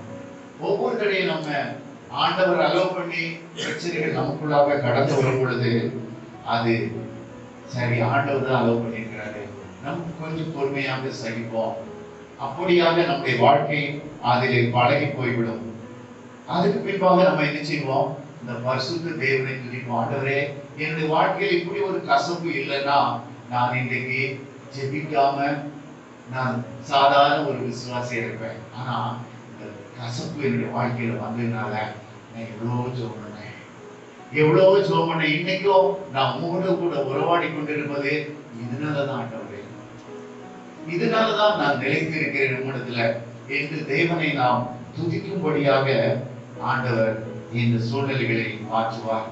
தேவனே, நீர் கொடுத்த சிக்ஷைகளுக்காக நன்றி, நீர் என்னுடைய சித்தம் நிறைவேற இடம் கொடுக்கவே இல்லை. அநேகருக்கு நமக்குள்ளாக இந்த இடத்துக்கு போகணும், இப்படி இருக்கணும், இப்படி சித்தம் பண்ணணும், இப்படியாக இருக்க வேண்டும் என்று அநேகருக்குள்ளாக ஆசைகள் உண்டு. நிறைய பேருக்கு ஆசைகள் உண்டு. இருந்தாலும் நம்ம உலகத்துக்குள்ளாக போறோம், மற்றவங்களை பார்க்கிறோம், ஆசைகள் வரத்தான் செய்யும். ஆனா ஆண்டவர் அந்த ஆசைகளுக்கு எல்லாம் இடம் கொடுக்காம இத்தனை வருஷமும் அவருடைய சித்தத்தின்படியே நம்மை வழி நடத்தி கொண்டு வருகிறார். அதனால ஆண்டவர் நம்ம அவருடைய சித்தத்தை நிறைவேற்ற நம்முடைய சித்தத்துக்கு இடம் கொடுக்கவே இல்லை. அது மட்டுமல்ல, என்னுடைய திட்டங்களை தவிடுபொடியாக்கினீர், என் எதிர்பார்ப்புகளை கீழே தள்ளினீர், என் நம்பிக்கைகளை அவமாக்கினீர், என் நம்பிக்கைகளை குலைத்து போட்டீர். இருப்பினும் நீர் என்னை பணிந்து உம் பிள்ளையாக்கினீர். அல்லேலூயா.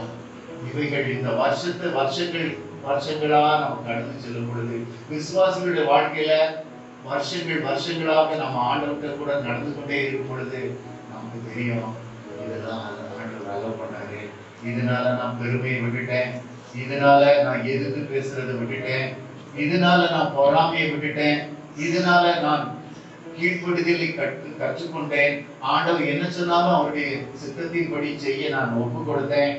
இப்படியாக ஆண்டவர் அநேக சிக்ஷைகளின் மூலமாக, அநேக ப்ராப்ளம்ஸ் மூலமாக, அநேக குழவிகள் மூலமாக நம்முடைய வாழ்க்கையை வரைந்து கொண்டே வருகிறார். இந்த குழவிகள் யாருக்கு தெரியுமா? விசுவாசிகளுக்கு மட்டும்தான். ஏனென்றால் விசுவாசிகளுக்குள்ளாக தான் அவைகள் கொட்டும், வெளியே கொண்டு வந்து நம்மை தேவனுடைய பிள்ளைகளாக மாற்றும். The Lord your God will send the harvest. இது தேவனிடமிருந்து அவருடைய சித்தப்படிதான் வந்து வருகிறது. அவரே அனுமதிக்கிறார் என்ற எண்ணம் நமக்குள்ளாக கடந்து வரும் பொழுது நாம் நம்மை முழுவதுமாக அநேக சூழ்நிலைகள், நினையாத காரியங்கள் நம்முடைய வாழ்க்கையில நடக்கும், நினையாதவைகள் சம்பவிக்கும். அப்பொழுது நாம் கலங்கி போய்விடுவோம். ஆனாலும் கொஞ்ச நாட்கள் நாம் கண்ணீரோடு இருப்போம், கலங்குவோம், அழுவோம், புலம்புவோம். ஆனாலும் தேவனே நம்முடைய வாழ்க்கையில அனுமதித்தார் என்று நாம் அறிந்து கொண்டு அதற்கு பின்பாக நாம் சமாதானம் உள்ளவர்களாக நாம் மாறி போய்விடுவோம்.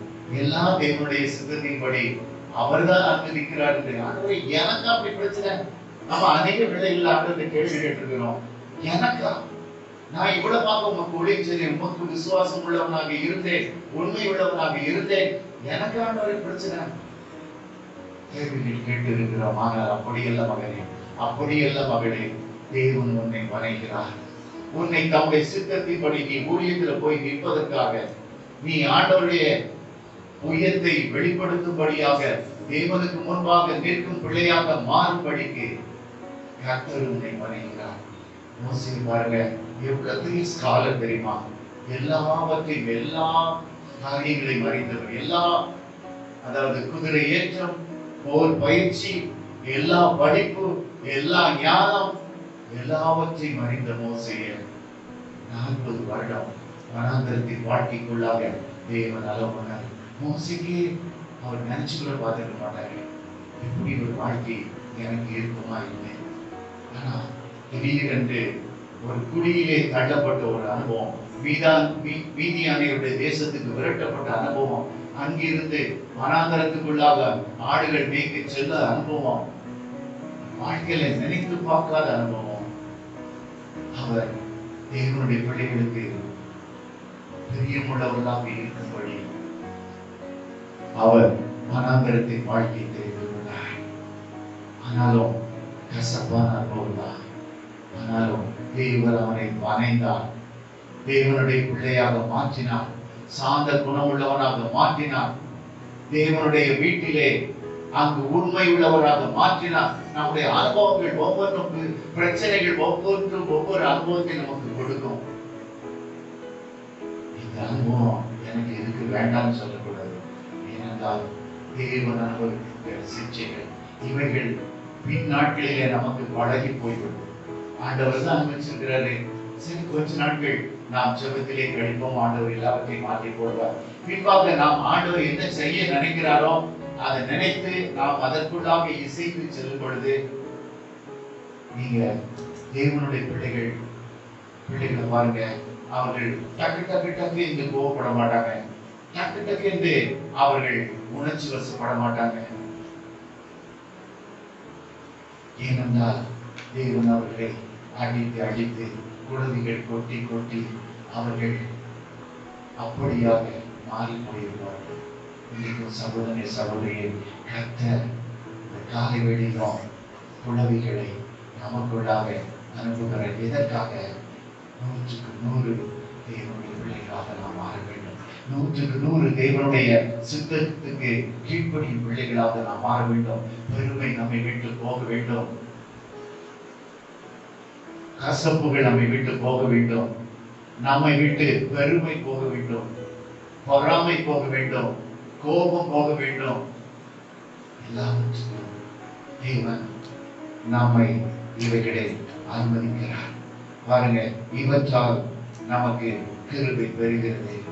இந்த உலகத்துல மட்டுமல்ல, ஒவ்வொரு ட்ரையல்ஸ் அவர் கொடுக்க கிருபைகள் நமக்கு கூடிக்கொண்டே இருக்கும். அந்த உலகத்துல மட்டுமல்ல, பரலோகத்திலும் கிருபைகள் நமக்கு பெருகிக்கொண்டே. என் பிள்ளை பாருங்க, அந்த சொல்வாரு, பிள்ளை பாருங்க, எவ்வளவு கஷ்டத்தின் மத்தியில் பிள்ளை நடந்து வருகிறது, ஆனா எனக்கு ஏற்ற பிள்ளையாக நான் மறைந்து கொண்டேன். என் பிள்ளை இப்பொழுது பாரு, ஊழியத்தில் அவன் பயன்படுத்த முடியும். மோசேயை நான் இஸ்ரவேல் ஜனங்களுக்கு தலைவனாக நான் மாற்றும்படியாக நான் வனாந்தரத்தின் அனுபவத்துக்குள்ளாக அவனை கடந்து போ. அவரு அதற்கு பிறகாக பாருங்க, ஆண்டவர் சொல்ல ஒரு நாள் கையை நீட்டுங்காரு, ஒரு நாள் கோலை நீட்டுங்காரு, கோலை எடுத்து அடிங்காரு. எல்லாவற்றையும் மோசே செய்வதற்கு காரணம் அவர் வனாந்தரத்தில் பெற்ற ட்ரைனிங் தான். தேவனுடைய சித்தத்தை 100க்கு 100 நிறைவேற்றும்படியாக கர்த்தருடைய ட்ரைனிங்க வனாந்தரத்திலே பெற்றிருந்தார். அதனாலதான் அவருடைய வார்த்தை எப்படியோ அதற்கு அப்படியே கீழ்ப்படிந்தார். அவருடைய வார்த்தைக்கு 100க்கு 100 கீழ்ப்படிந்தார். எதுவுமே பதில். ஆண்டவரே, நேரத்துக்கு கையை நீட்டுன்னு சொன்னீங்க, இன்னைக்கு கோலை நீட்டுன்னு சொல்றீங்க, என்ன ஆண்டவரே கேள்வி கேட்கிறேன். கோலை அடி என்று சொல்லுகிறீரே, கேள்வி கேட்கிறேன். எதை சொன்னாரோ அதை செய்யும்படியாக தேவனுடைய சித்தத்திற்கு தன்னை ஒப்புக்கொடுக்கும். நம்மை பிரச்சனைகள், ஹார்னட்ஸ் நம்முடைய வாழ்க்கையை வரைகிறது. தேவனுக்கு நேராக நம்முடைய திட்டங்களை எல்லாம் ஒன்றுமில்லாமல் ஆக்கி அவருடைய திட்டங்களை நம்முடைய வாழ்க்கையில செயல்பட வைத்து நம்மை ஊழியத்துக்கு நேராக அவர் நம்மை வளைந்து கொண்டே செல்கிறார். அதனால நமக்கு கிருபைகள் இங்கேயும் சரி, பரலோகத்தின் கிருபைகள் பெருகிக் கொண்டே இருக்கு. ஆனா சிலர் பாருங்க, எத்தனை பிரச்சனை வந்தாலும் சரி, நான் ஜெபம் பண்ணவே மாட்டேன். பிள்ளைகளை பாருங்க, இப்போ உள்ள பிள்ளைகளை, ஏமா நீங்க ஏமா எனக்காக ஜெபம் பண்ணாம இருக்கீங்க? நீங்க ஜெபம் பண்ணுங்கம்மா. ஆண்டவர் பிரச்சனை கொடுத்தது உனக்கு. நீ முழங்கால் போடுறதுக்காக தான் ஆண்டவர் பிரச்சனையை கொடுத்திருக்கிறாரு. நீ முழங்கால் போடுறதுக்காகவே இந்த பிரச்சனைகள் உனக்கு வந்திருக்குது. நீ ஆண்டவர் என் மகன் என் மகா தேவனுடைய சமூகத்தை தேட மாட்டாளான்னு ஆண்டவர் உனக்குள்ளாக இந்த சிக்ஷைகளை அலோவ் பண்ணியிருக்காரு. ஆனா நீங்க என்ன பண்ற தெரியுமா? ஏம்மா நீங்க ஜெபம் பண்ணுங்கம்மா, எப்பா நீங்க ஜெபம் பண்ணுங்கப்பா, அன்னை நீங்க ஜெபம் பண்ணுங்க. நிறைய இடத்துக்கு ஒண்ணு லெட்டர் எழுதி போடுறது, நீங்க ஜெபம் பண்ணுங்க சகோதரியை ஜெபம் பண்ணுங்க, சகோதரியை ஜெபம் பண்ணுங்க. ஆனா ஆண்டவர் சில வேளைகளை முழங்கால் உடங்கு வரைக்கும் ஆண்டவர் விடவே மாட்டாரு. அவருக்கு தேவை நீ ஜெபம் பண்ணணும், அவருக்கு தேவை நீ ஊழியத்துல நிலைச்சு நிக்கணும், அவருக்கு தேவை நீ மணிக்கணக்கா அவருடைய சமூகத்துல நிக்கணும். அதற்காகவே உன்னை வணங்கும்படியாக இந்த பிரச்சனைகள் கடந்து வருகிறது. அப்பொழுது நீ தேவனுடைய சமூகத்துல நிற்க நிற்க சாபங்கள் மாறும். நீ தேவனுடைய பிள்ளையாக மாறுவாய். தேவனுடைய சாயலாக மாறும்படிக்கு நீ சிருஷ்டிக்கப்பட்டு இருக்கிறாய் என்பதை நாம் ஒவ்வொரு உணரும்படியாக கர்த்தர் இந்த வேளையிலும் உதவி செய்கிறார். அதனால தேவன் நம்மை ஜெபம் பண்ணுகிறவர்களாக, அவருடைய சமூகங்களை காத்திருக்கிறவர்களாக, அவருடைய சாயலாக மாறும்படிக்கு நாமை இந்த ஹார்மன்ஸை நமக்குள்ளாக அனுப்பி கொண்டே இருக்கிறார். நாம் இன்னைக்கு ஆண்டவருக்கு ஆண்டவரே என்னையும் உங்களுடைய சாயலாக மாற்றும், ஆண்டவரே என்னையும் உங்களுடைய சாயலாக மாற்றும் என்று ஆண்டவரை நம்ம இப்போ கேட்கிறோம். எல்லாரும் முழங்க படிக்கு நம்ம ஜெபம் பண்ண போறோம். ஆண்டவரே என்னை உங்களுடைய சாயலாக மாற்றும்.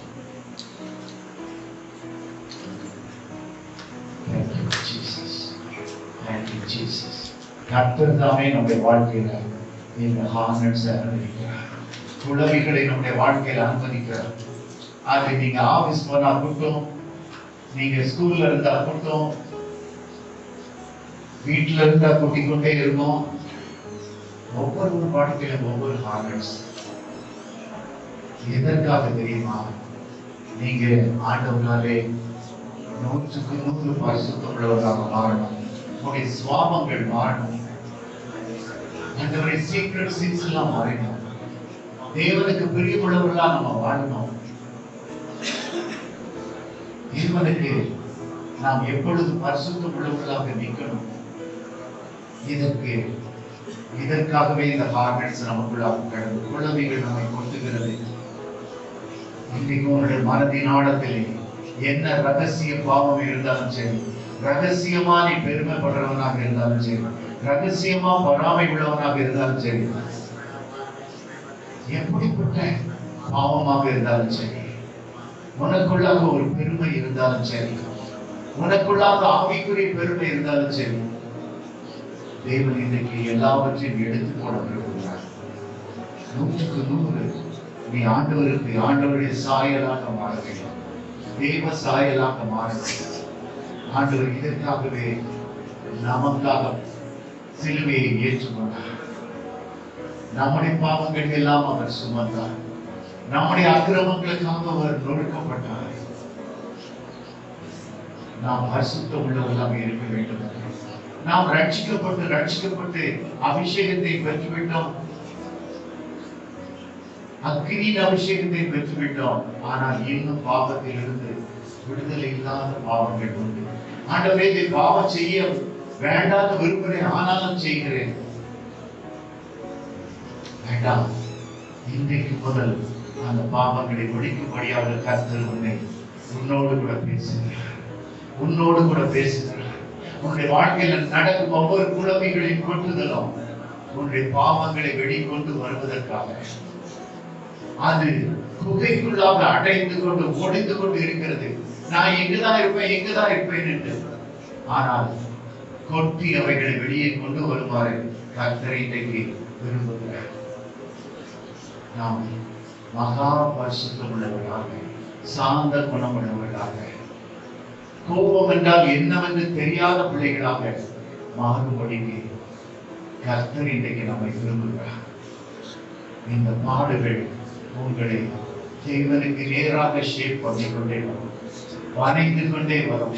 தேவ சாயலாக நீங்கள் மாறுபடிக்கு உங்களை உருவாக்கி கொண்டே வரும். இதற்காகவே இந்த குழந்தைகளின் கொட்டும் அனுபவம், பிரச்சனைகளின் அனுபவம், துன்பங்களின் அனுபவம். நீதிமானுக்கு வரும் துன்பங்கள் அநேகமாக இருக்கும். ஆனால் கர்த்தர் எல்லாவற்றையும் அவனை விடுவிப்பார். நமக்கு வருகிற துன்பங்கள் தேவனிடத்திலே பெர்மிஷன் கேட்காம வருவதே இல்லை. ஒரு விசுவாசிக்கு, தேவனுக்கு பயந்து நடக்கிற ஒரு மனிதனுக்கு, ஒரு ஊழியக்காரனுக்கு தேவனிடத்துல கேட்காம எதுவுமே வருவதில்லை. சகோதரனை சகோதரியை, இன்றைக்கு உன்னுடைய வாழ்க்கையை சற்று ஆராய்ந்து பார், சற்று ஆராய்ந்து பார். நீ எந்த பாவத்தை மேற்கொள்ள முடியவில்லையோ இன்றைக்கு தேவனுடைய சமூகத்திலே அறிக்கையிட்டு ஒப்புக்கொடு.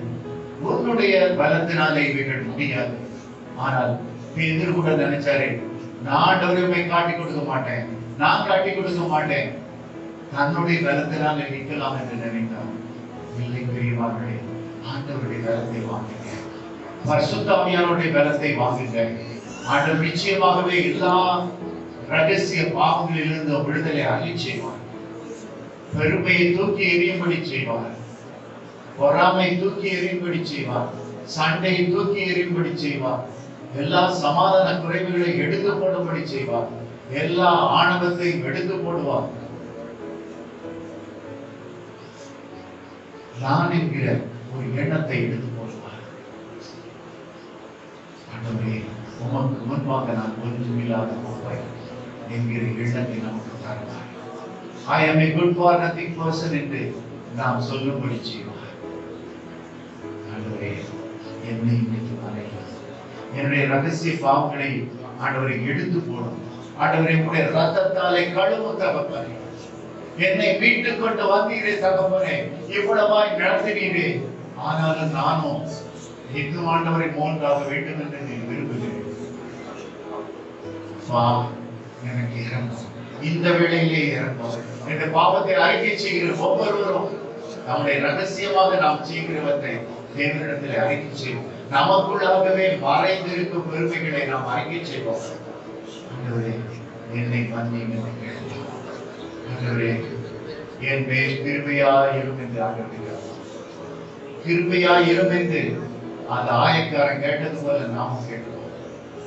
ஆண்டவர் நம்மை இறங்குவதற்காக இன்னைக்கு நாம் மத்தியில் வந்திருக்கிறார்.